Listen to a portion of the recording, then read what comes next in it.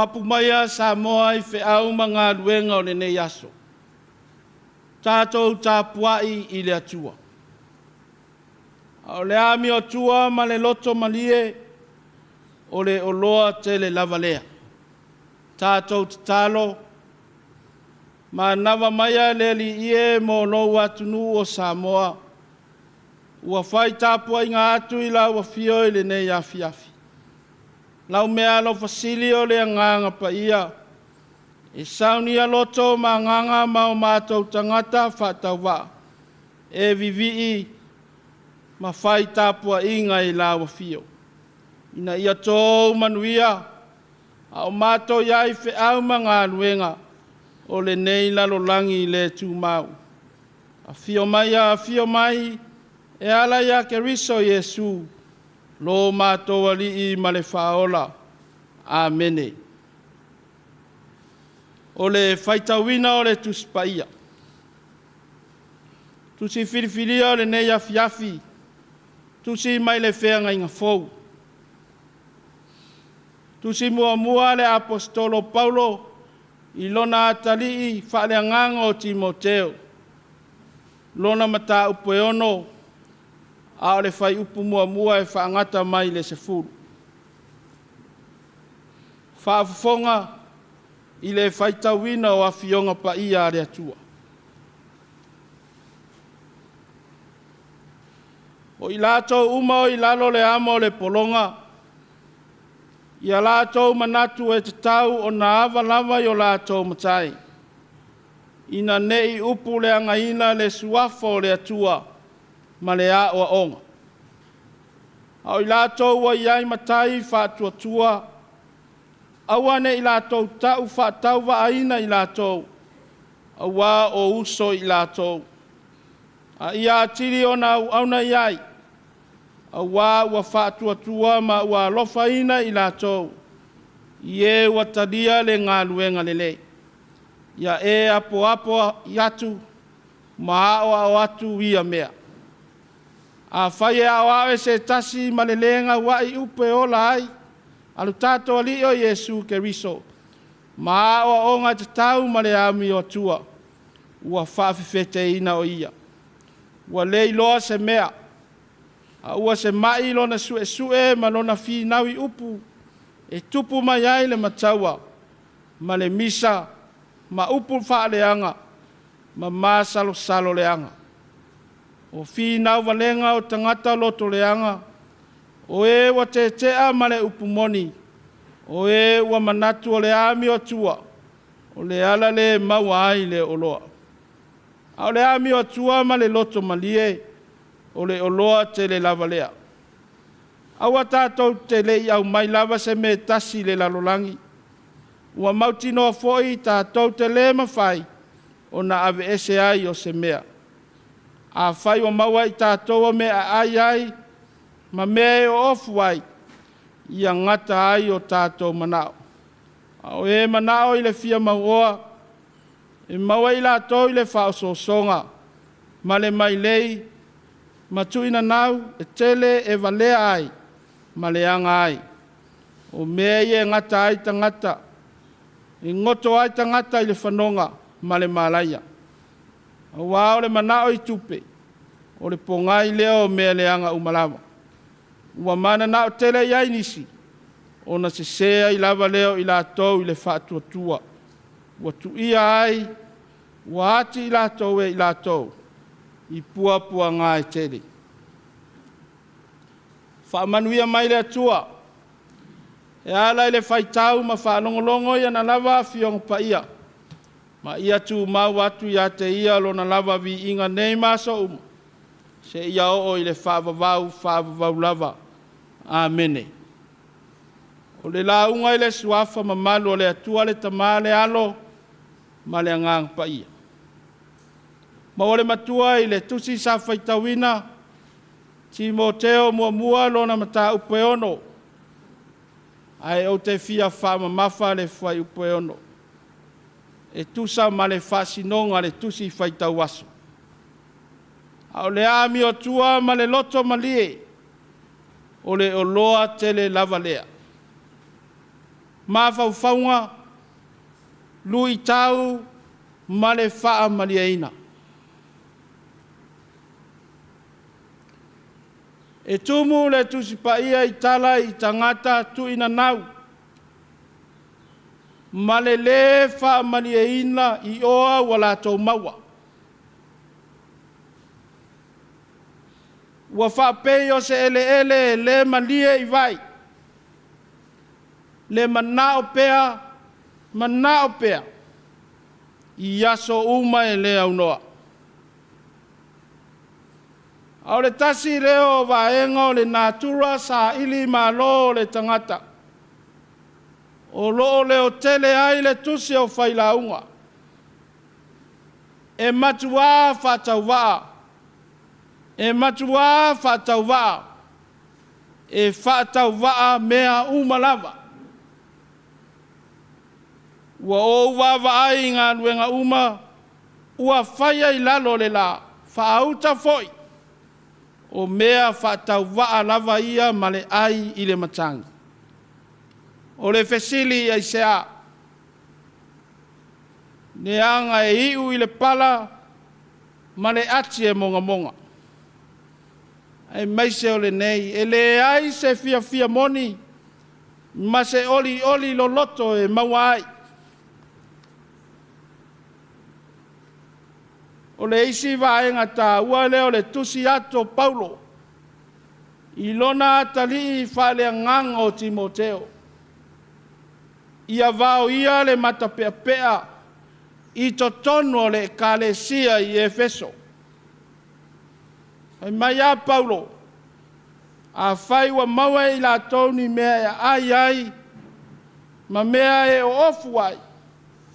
Whai mai le whautuanga, ia ngata o la tau manao. Le anga a o ina le whaamalie ina le tangata i le oa.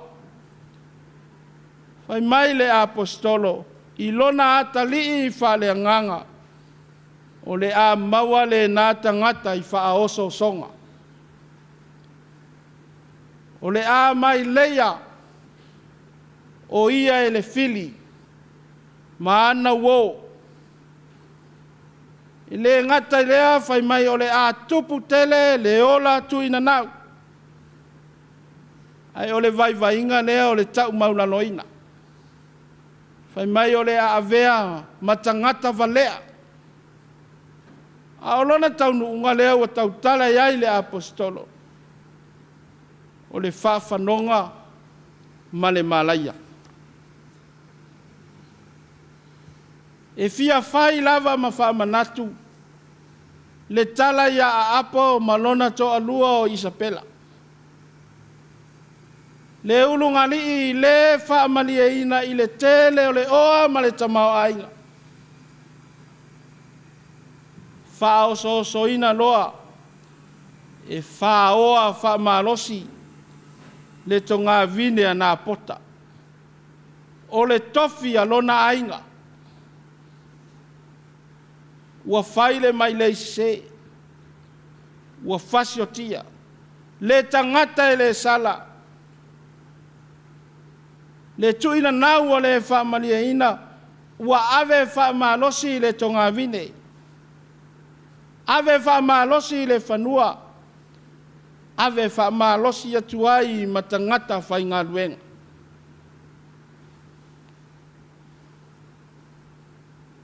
Le manatu lava apo ma Isabela. Aio la ua popoto.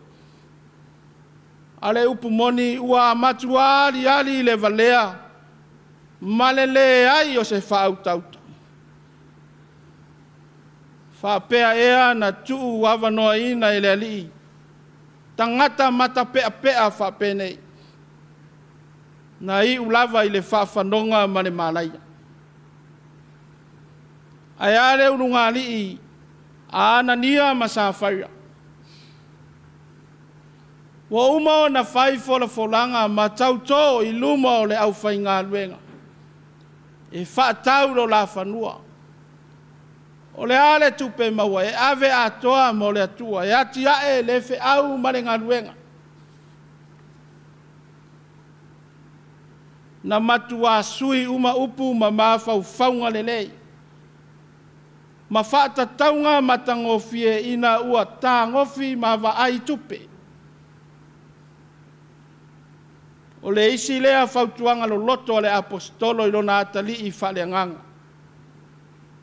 O le manao I le tupe, o le whaapo ngai leo mea leanga uma. Ua manao tele iai nisi, o na se sea I lava leo I la tau I le whaatua tua.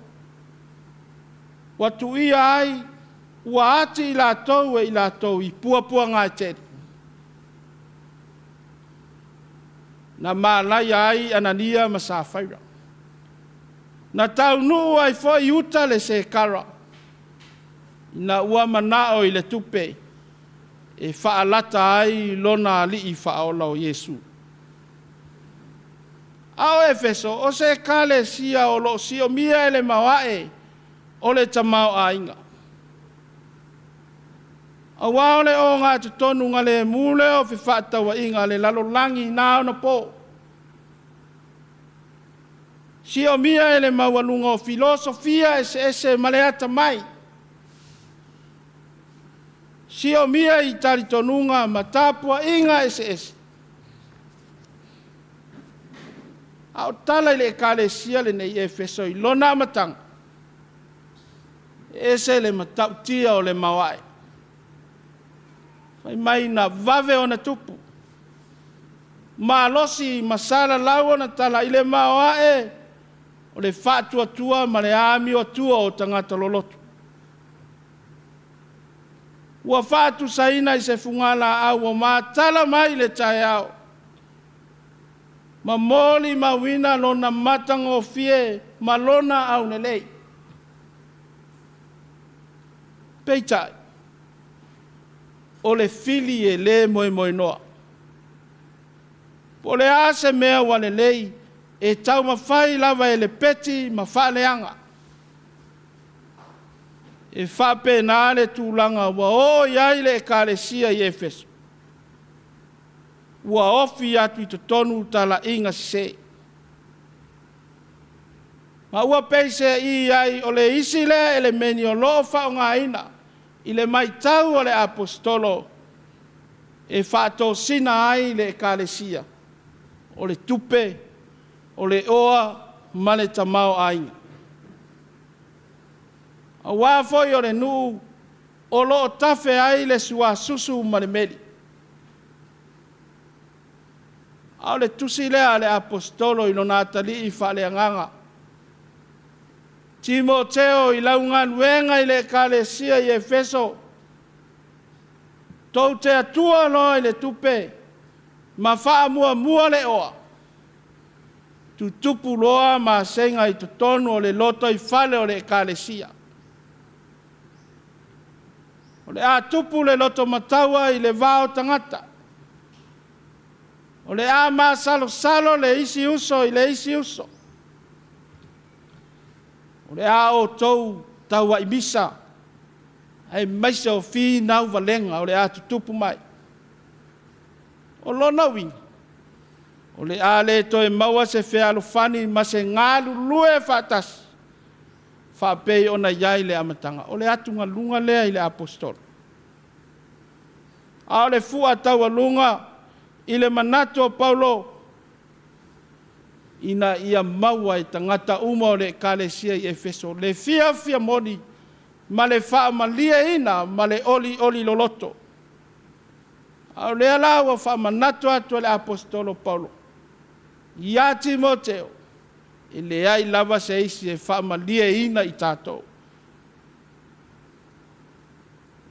I le ai se isi na te au maia le fia moni to tono le kālesia o a inga ma o tātou tangata. E na o le atua, e ona le tala le lei. E na o Yesu Keriso, na ia saunia le wha o le tanga, e ala ilona maliu malona toitu.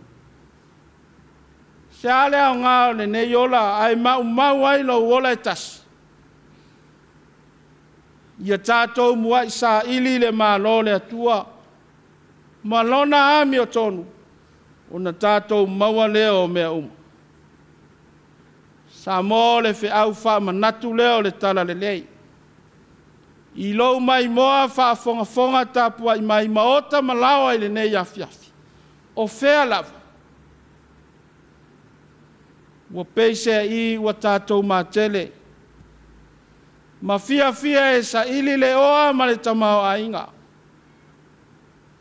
Ai wa tātou au ngatitai sa ili le atua. A o ia lea tātou te manui ai. O ia lea tātou te saunga le muai. Ma maua ai lo tātou wola wha malie ina. I aso umo lo tātou wola. Peise i wa tangia mai ai. Ua wha oa e le tuina nau. Le nofo anga o le atua.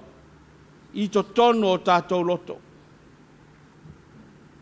Ua pule ai le mata pea pea. Ua pule ai le ola le wha malia ina. E leo le mafua anga leo le tutupu pea o soli ngā tūla whono. Ina ua le wha malia ina le tangata i le manao i le tupe. E le o wha vai vai ia i le tala le lei, le tā ua o le soifua tinae. Ma le sā ili ma lo e whea ngai pea ma tātou. I aso umo lo tātou ola. Ne anga e te tau o nā tinae a inga. Wha a onga whanau i a tamamai. Wha amalia ina mea tā ua e mo mia i aso umo lo tātou saunga le mu. Ma le soifua ma loloina. Ale tua lalo lava lea le tala le lei. Ia whai le whaiva o le tautua tua vai. I nuu ma e kālesia. Se mea le leile au ina ato na i o tātou tangata. Ia tunu i whafo e ngā lulue i ngā luenga whawai taimi. Ale tua lalo lea o le tala le lei. E le mawhai. I le mawhai o na tuuna, le longo longo puiali.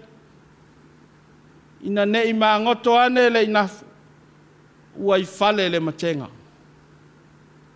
Ne i tupu tele lo tātou manao i le ia, ai avea maana e maa sai ai le upenga. O le lu i taule nao le tala le lei Samoa.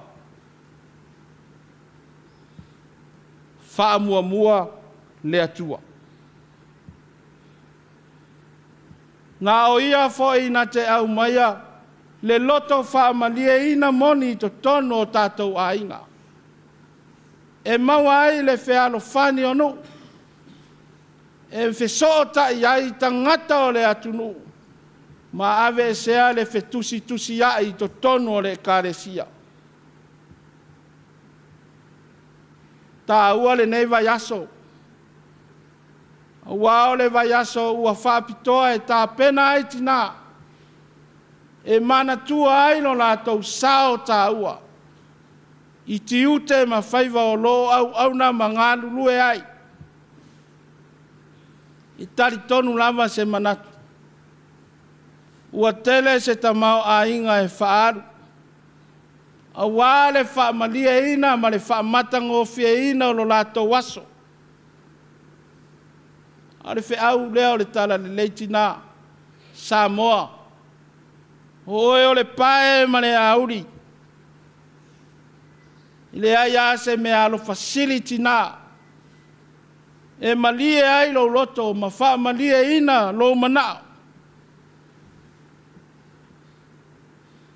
E whaatanga o le atua i to tono o tātou ainga. Au mai ke riso e ula ai ma pūlou ai le nei asa. E maua ai lo toa file mu. E maua ai le fia fia. Ai sili o na vi ia ai le atua. Samoa i lo whaafonga fonga tapua i mai le nei a fiafi. O le lui tau lea o le wheau o le tala le le. Ne i o tātou mā tele, e sā ili le tamao a inga, ai ngalo le atua e ala mai ai le manuia. E ao ina o tātou ave iai le vi inga ma le whamanu. O ke riso Yesu, lona soifua na sa saa atua mai, whaatauina ai lo tātou wha o le tanga. E lei whaatauina i se tupe, e lei whaatauina i se oa, a o lona lava soifua, na whaatauina ai lo tātou wha moe moe atari, e ala ai ono tātou ngā rurue mo le atua malana tala lele. Ia manu ia tele, le sauni ato tina mo lo latou wasu sa moa, ono o Yesu. Amene. Pe a tātou vivi atu i le atua, i le pese se lau fitu se furu. Tasi fitu o le pese, tātou te pese ai.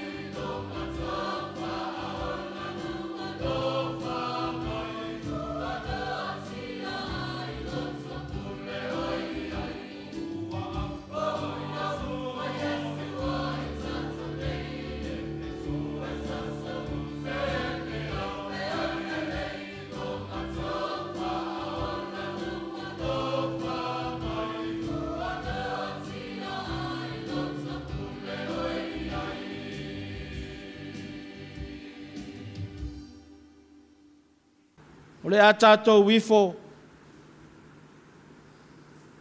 matatalo.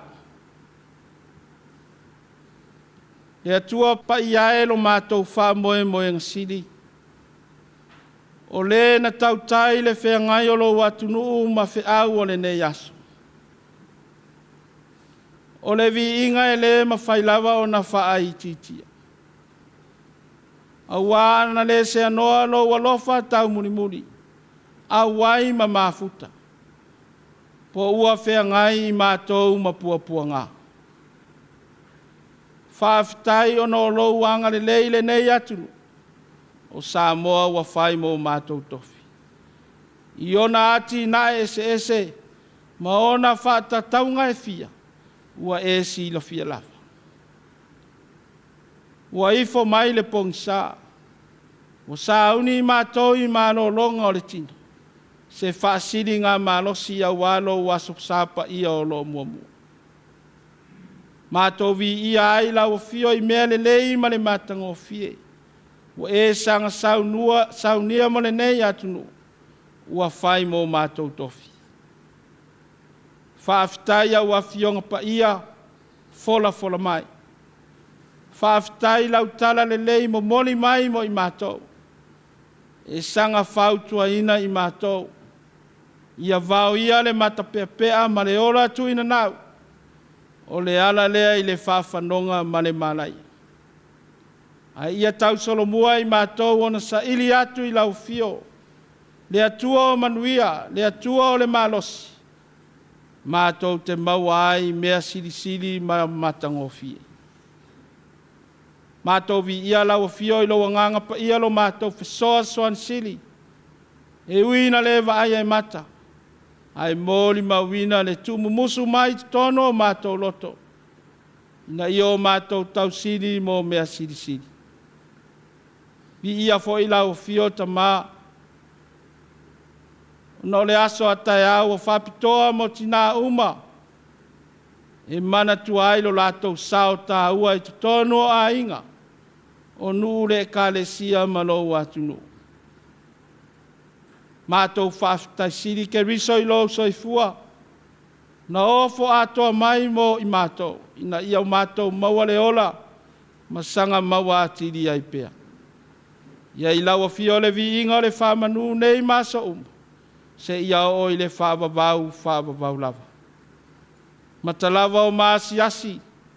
Le nei atunu e se maanga maasisei pea. E le fesiringia mātou te le alo fo i se ato se la au. Wai a fua mai lava. I maunga maualurunga wa afia ai whanau lalwawa. Whapeina le nofoa e kalesia matapua inga esesi. Tau tino lo mātou le ato toi olu. I le tele o taimi ma le tele o aso. Ia e alofa sina mata ua o lo alofa ke riso. Na malingi ifo i le sa tauro. E whaamama ai o mātou se. O mātou te talo mo o whaamanuianga. Ina ia to tō ifo mai langi. Whaamanuia ai le ifonga no watunu. Whaamanuia le whawhengai mo nā tina ese. Mātou te talo mo e o maua i mai o le tino. O laua fio le atua whaamarolo. O e ua whengai ma whanonoanga o no le malanga le maliu ma le oti. Se ia alofa whaamaise ma whaamawhanawhana. Ia oa mātou te talo ta mā. Le whiaua lau tala le lei. Whaalau tele e lo wanganga. Ia aia ina se nganga. Ia awa au ina ai i mātou. I lo mātou i ai le nei lano langi le tūmā. Whamanuia le mālo Samoa. I ona taitai ma ona matanga luenga ma ofisa ese. O ofisa o whamasinonga. Ia iai lo uanga le le. Whamanuia le sauni ato tinao le nei atunu. Mo lona aso whamanatu atai au. Na ianga le lei lau fio. Malilingi ifo umanuia. Ia o mātou te talo ia le nei afi le ali ie. Saunia whale a nganga lo atunu. Mo lo waso pa ia atai au. Malo longa le nei afi wa mamanu mai. malolo faatasi ma lauafio se faasiliga malosi lenā taia fo'u matou te alafa'i mai ai le manuia ona o lou alofa keriso ua ole ma vala'au atu ai nei a o le manuia o lauafio le atua le tamā le alofa silisili ese o keriso iesu lo matou ali'i ma le fāola le mafutaga le mavae ma lauafio agaga pa'ia tumau le iluga o sa mo nei ma lau whanau ma lava i le lalolagi atoa nei maso uma se ia o i le whaavavau lava. Amene.